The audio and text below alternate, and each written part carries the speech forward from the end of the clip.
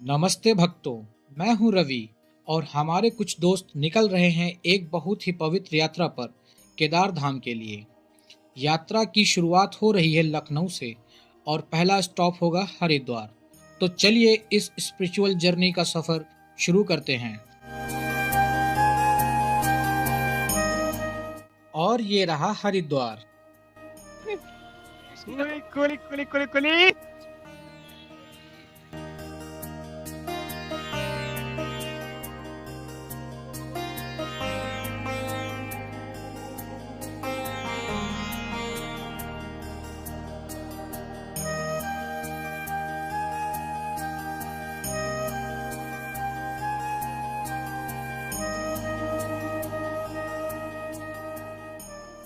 जैसे ही गंगा के किनारे पहुंचे एक अलग ही शांति का एहसास हुआ।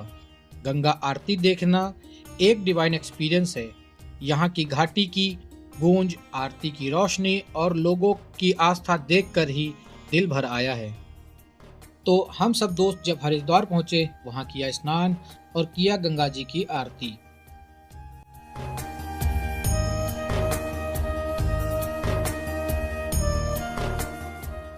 आपको मैं एक और बात बताना चाहता हूँ।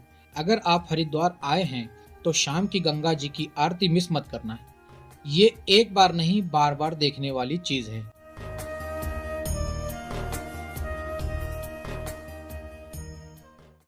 तो दोस्तों, हरिद्वार के बाद हमारा नेक्स्ट स्टेशन होगा सोनप्रयाग। तो हम सब दोस्त अगली सुबह निकल पड़ते हैं हरिद्वार से सोनप्रयाग के लिए। पहले ऋषिकेश, फिर देवप्रयाग, श्रीनगर, रुद्रप्रयाग, गुप्तकाशी और फिर सोनप्रयाग तक का सफर। रास्ते में पहाड़ों का नज़ारा दिल जीत लेता है। रास्ते में कई जगह ऐसी हैं जहां रुककर चाय पीना और थोड़ा आराम लेना ज़रूरी होता है। ये सफ़र टफ लगता है लेकिन दिल से तो आसान लगता है ना दोस्त। वैसे भक्तों, मैं आपको बताना चाहता हूँ कि हरिद्वार से सोनप्रयाग के लिए तो शेयरिंग कैब्स भी मिलती हैं जिनका किराया थोड़ा महंगा होता है। तो हम सब दोस्तों ने तय किया था कि हम बस से जाएंगे, जो हमने सुबह 5 बजे पकड़ी थी, जिसका किराया प्रति व्यक्ति 500 रुपये पड़ता है। सोनप्रयाग पहुंच गए हैं। रात में रूम रेंट पे लिया और आराम किया। सोनप्रयाग के पास बहती है भागीरथी नदी। मेरा सभी को सुझाव है कि आप वहां थोड़ी देर जरूर बैठें। सफर का सारी थकान खत्म हो जाएगी, सच कह रहा हूँ।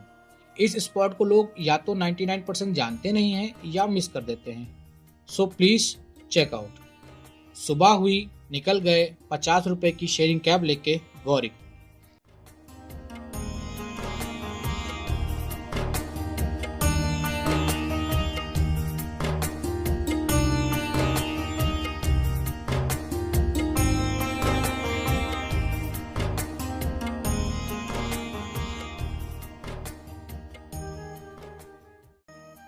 तो भक्तों, अब आई सबसे चैलेंजिंग लेकिन सबसे रिवॉर्डिंग जर्नी, गौरीकुंड से केदारनाथ का 22 किलोमीटर का ट्रैक।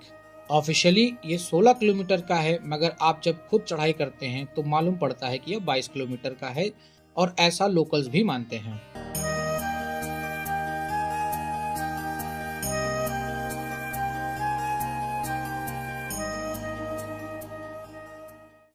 थोड़ा मुश्किल है लेकिन हर कदम पर हर हर महादेव की गूंज मोटिवेशन देती है।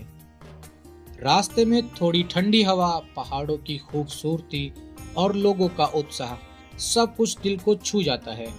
आप चाहे तो घोड़ा, पालकी ले सकते हैं, लेकिन अगर आप पैरों से चढ़ाई करेंगे तो अनुभव ही कुछ और है।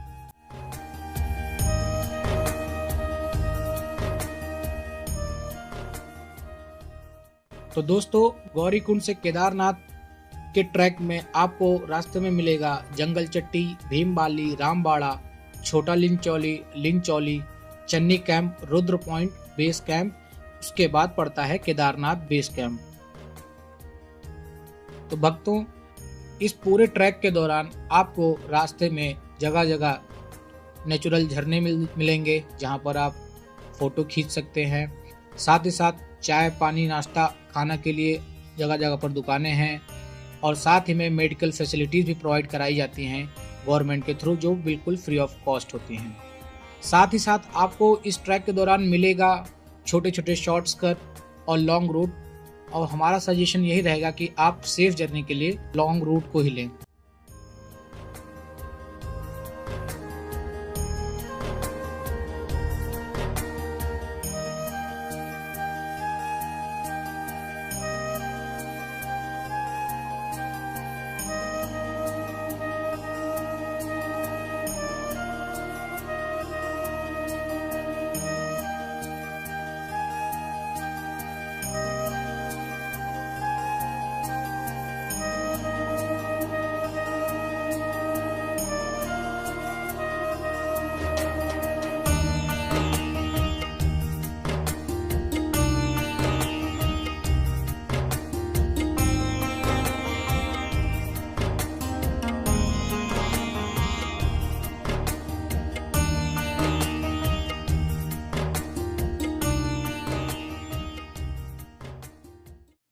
और खूबसूरत ट्रैक के बाद ये रहा केदार धाम।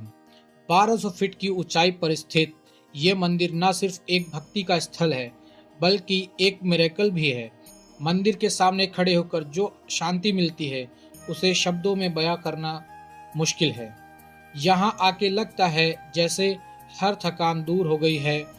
बाबा के दर्शन पाकर मन एकदम शांत हो गया है, जो कि हमारी इस जर्नी का मेन पार्ट है।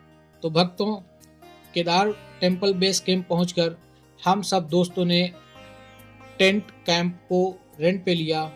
वैसे तो आपको यहाँ पर होटल, लॉन्ज सभी मिल जाते हैं, मगर हमारा यही मानना है कि अगर आप पहाड़ों में आए हो यार तो कैंपिंग करना ज़रूरी है, क्योंकि उसी का तो मज़ा है, उसी में शांति है।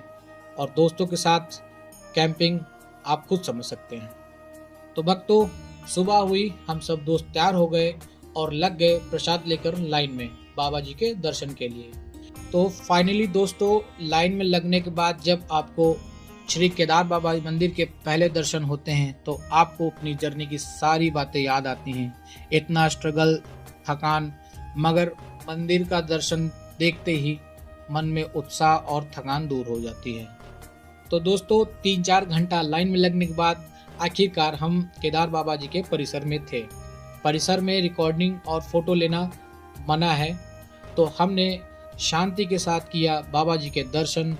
दर्शन के वक्त जो हमारी आंखों में आंसू थे, दिल में सुकून था, उसको बयां नहीं किया जा सकता। दर्शन के बाद हमने भीमशिला के भी दर्शन किए, जिन्होंने 2013 में बाढ़ में श्री केदारनाथ जी के मंदिर की रक्षा करी थी। और दोस्तों, आपको मैं ये भी बताना चाहता हूँ कि बहुत लोग नहीं जानते हैं कि यहाँ पर श्री आदि शंकराचार्य जी का भी मंदिर है, जो कि केदारनाथ धाम के परिसर के जस्ट पीछे ही है। तो हम लोगों ने वहाँ भी किए दर्शन, और दर्शन करने के बाद उस परिसर में जो आपको शांति मिलती है वो आपको यहाँ आकर ही पता चलेगा कि उसका अनुभव कैसा है। साथ ही साथ बहुत कम लोग जा पाते हैं श्री भैरव बाबा के दर्शन के लिए, क्योंकि भैरव बाबा का जो मंदिर है वो केदार बाबा के मंदिर से 1 किलोमीटर ऊंचाई पर है। और ऐसा कहा भी जाता है कि केदारनाथ की यात्रा तब तक पूर्ण नहीं होती जब तक आप भैरव बाबा के दर्शन ना करो। तो हम सब दोस्तों ने भी भैरव बाबा के किए दर्शन, और वहाँ उस पहाड़ी से जो घाटी का नज़ारा आता है वो देखते ही बनता है।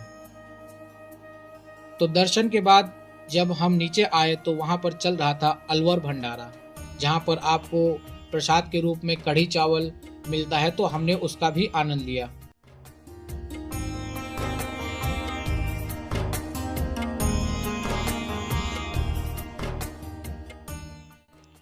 और पूरा दिन मंदिर के परिसर में बिताने के बाद शाम हो चुकी थी। हम सभी दोस्त वापस आ गए थे अपने कैंप में। और एक बात मैं आपको और बताना चाहता हूँ कि केदारनाथ यात्रा के लिए आप थ्रू हेलीकॉप्टर भी आ सकते हैं, जिसके लिए रजिस्ट्रेशंस अलग होते हैं। और जो हेलीकॉप्टर होता है वो आपको मंदिर के परिसर से 1 या 1.5 किलोमीटर पहले लैंड करा देता है, और एक ही टिकट में आप आ और जा सकते हैं। रात यहीं बिताई गई और कल सुबह हम वापस निकलेंगे अपने घर को। ये यात्रा सिर्फ एक सफ़र नहीं, एक अनुभव था। अगर आपने अब तक केदारनाथ यात्रा नहीं की तो ज़रूर प्लान करिए। बाबा जब बुलाएंगे तब आपको भी यहीं शांति मिलेगी। जय केदार बाबा। तो दोस्तों, इसी के साथ हमारा व्लॉग हो रहा है ख़त्म। और अगर आपको मेरा व्लॉग पसंद आया हो तो please like, share and subscribe ज़रूर करिए और कमेंट में जय भोले बाबा, जय केदारनाथ लिखना मत भूलिए। मिलते हैं नेक्स्ट वीडियो में, तब तक के लिए जय भोलेनाथ, हर हर महादेव।